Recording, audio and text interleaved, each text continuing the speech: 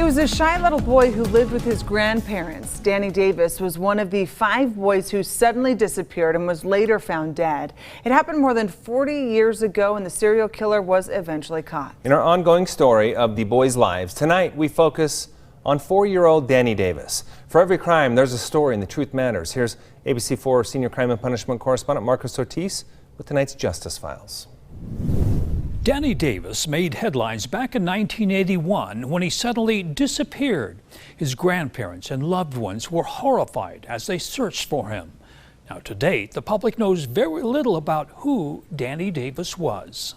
The sweetest boy you could ever meet. Just so generous, so thoughtful, so sweet, and he loved his grandpa. It's 1981, and 4-year-old Danny Davis lives with his grandparents near 3900 South and 500 East in Salt Lake. Wherever his grandpa goes, Danny follows. He just liked to tinker in the garage with my grandpa. My grandpa gave him his own little set of tools and his own little stuff to make stuff with, nuts and bolts. Brenda Davis Fellows is Danny's cousin, who's about 6 years older. She has fond memories of them. I would ride my bike from here to my grandma's house on 39th and 5th West to go and see him and go play with him. Danny often goes with Grandpa to the nearby Smith's Foods on State Street. Oh, my grandpa just absolutely adored him, and Danny just loved my grandpa so much. It was his little buddy.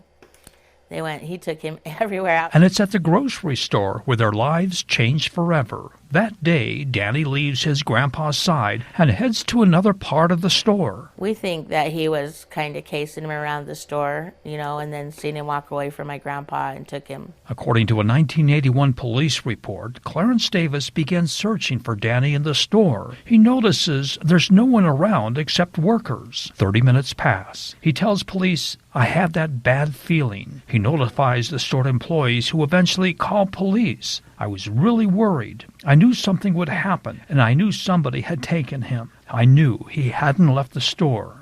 This is something he won't do." Danny was such a timid boy. He would never go with anybody. No one that he didn't know. He was so shy. Police arrive, and it's 45 minutes since Danny's last seen. Grandpa Davis continues to search outside now. It's nightfall, and still no sign of Danny. The then 10-year-old cousin hears the shocking news. Oh, I was just devastated. I couldn't believe it. And the public soon learns another boy goes missing. The FBI joins in the search. A composite's drawn. It's a second boy in 2 years that disappears in Salt Lake. Police say, "We feel the suspect either lives or works in the area of the store." It would later turn prophetic. Months, then years pass, and there's still no sign of Danny Davis. The family was never the same, ever. It destroyed my family. And then my grandpa passed away not long after that. He wasn't the same man he used to be. Police now suspect there's a serial killer in Salt Lake, and a task force is formed. Tomorrow night, 2 more boys disappear. For the Justice Files, Marcos Ortiz, ABC4 News.